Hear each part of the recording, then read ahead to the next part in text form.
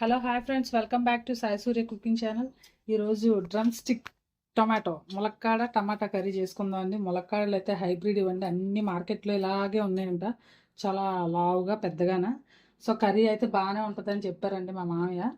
అందుకని ఈరోజు అయితే మనం ములక్కాడ టమాటా కర్రీ చేసుకుందాం అండి. దానికోసం ఒక పెద్దవి ఒక 2 ఆనియన్స్, అలాగే ఒక 3 గ్రీన్ చిల్లీ, 3 పచ్చిమిరపకాయలు కూడా తీసుకున్నామండి. కావాలనుకుంటే కొంచెం ఇగురు ఎక్కువగా రావాలనుకుంటే మనకి ఉల్లిపాయలు ఇంకో 2 అయినా ఎక్స్ట్రా తీసుకోవచ్చండి. ఎక్కువ ఉల్లిపాయ ముక్కలు వేసుకుంటే మనకి గ్రేవీ ఇగురు ఎక్కువ వస్తుంది. ఓకేనండి, ఇవన్నీ కట్ చేసుకున్నాక మనం ప్రాసెస్కి అయితే స్టార్ట్ చేద్దాం. ఓకేనండి, మనం ఇలా ముక్కలు కట్ చేసేసుకున్నాం కదా. ఇప్పుడు మనం స్టవ్ వెలిగించి కర్రీ స్టార్ట్ చేద్దాం.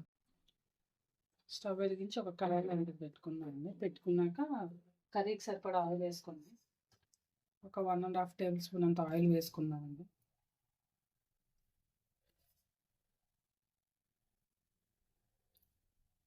ఓకేనండి, ఆయిల్ హీట్ ఎక్కింది కదా, కొద్దిగా జీలకర్ర వేసుకున్నాను, అలాగే కొద్దిగా ఆవాలు కూడా. నెక్స్ట్ మనం ముందుగా కట్ చేసి పెట్టుకున్న ఆనియన్స్, పచ్చిమిర్చి, ఉల్లిపాయలు, పచ్చిమిరపకాయలు కూడా వేసుకున్నాం.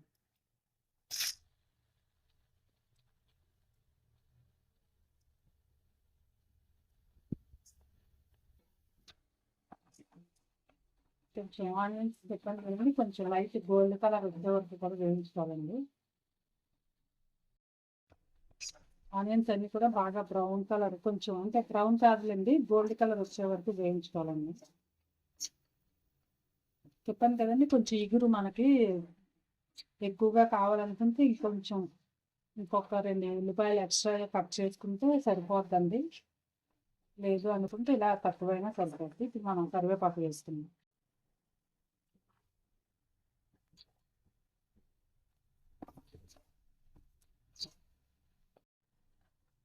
ములక్కాడ, జీడిపప్పు, పన్నీరు, ములక్కాడ ఇలా కాంబినేషన్ బాగుంటుంది కదండి. వంకాయ ములక్కాడ, ఆలు, బంగాళాదుంప ములక్కాడ చాలా బాగుంటుంది. ఓకేనండి, ఉల్లిపాయలు వేగుతున్నాయి కదా. ఇప్పుడు మనం అల్లం వెల్లుల్లిపాయ పేస్ట్ కొద్దిగా వేసుకున్నామండి. అంటే ఇక్కడ కర్రీస్లో ప్రతి దాంట్లో ఇంకా అలవాటు అయిపోయిందండి. సో ఒక పావు స్పూన్ అంతా అల్లం వెల్లుల్లిపాయ పేస్ట్ వేసుకుంటాం.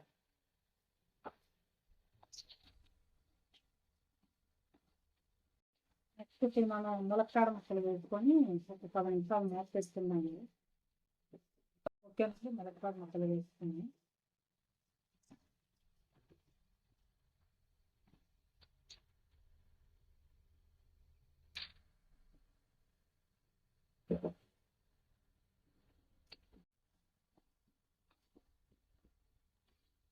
ఒకసారి కలిపి ఒక 5 నిమిషాల పాటు మూత పెట్టుకున్నామండి. వేసుకుంటే పసుపు వేసుకోవచ్చండి, చెప్పాను కదండి. మా కారంలోనే మేము పసుపు కూడా కలిపి, పసుపు కొమ్ములు కూడా దంచి వేసి ఆడించుకుంటామండి కారం. సో ఇంకా ప్రత్యేకించి పసుపు కూడా వేయాల్సి లేదండి. లేదు ఇంకా అలా మనం సపరేట్గా చేసుకుంటే పసుపు కూడా యాడ్ చేసుకోవచ్చండి.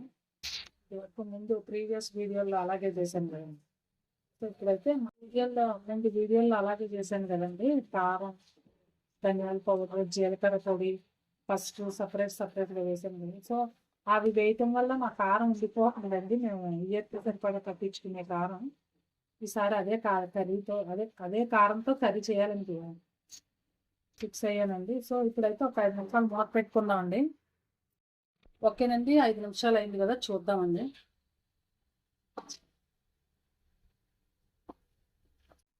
హైబ్రిడ్ కదండి, అందుకని పెద్దగా ఉన్నాయి కదా. అయినా సరే లేతగా ఉంటే, లావుగా ఉన్నా సరే లేతగా ఉంటే కుట్టేటట్టే కదండి. సో లేతగానే ఉన్నాయి. ఇప్పుడు మనం ఇందులో టమాటో వేసుకుందాం అండి.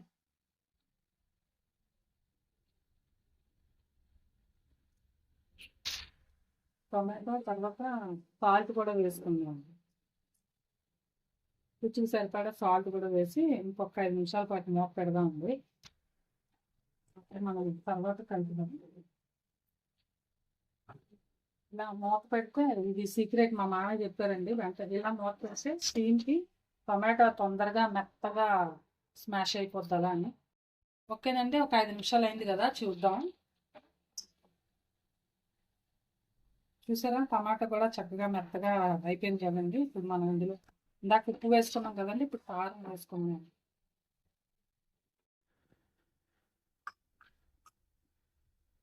ములక్కాడ కర్రీ కాబట్టి ఒక 1½ స్పూన్ వేసుకుందాం అండి. కొంచెం స్పైసీగా ఉంటేనే బాగుంటుంది. ఓకేనండి, ఒకసారి కలిపి ఇంకొక 5 నిమిషాల పాటు మూత పెడదామండి.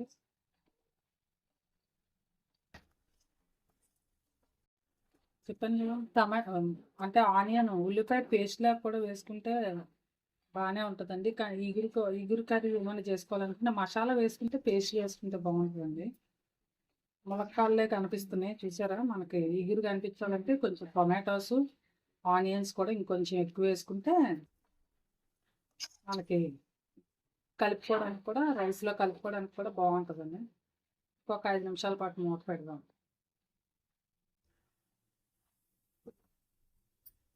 ఓకేనండి, 5 నిమిషాలు అయింది కదా, చూసారా ఆయిల్ అంతా కూడా పైకి వచ్చింది కదా. సో కర్రీ రెడీ అయిపోయిందండి. దీంట్లో మనం అంటే ఇంకా ఆల్మోస్ట్ సగం ఉడికిపోయినట్టే. కొద్దిగా వాటర్ వేసుకున్నాండి. నీళ్ళు పోసుకొని ఇంకొక 5 నిమిషాలు మూత పెట్టుకుంటే సరిపోతుంది. కొద్దిగా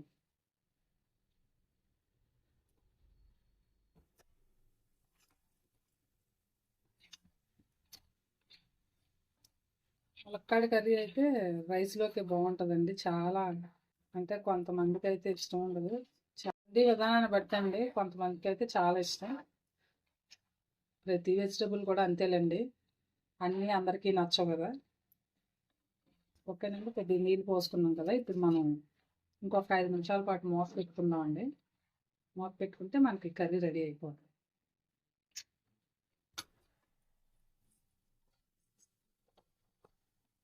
ఓకేనండి, ఇంకొక 5 నిమిషాలు అనుకున్నాం కదా, అయ్యిందేమో చూద్దామండి.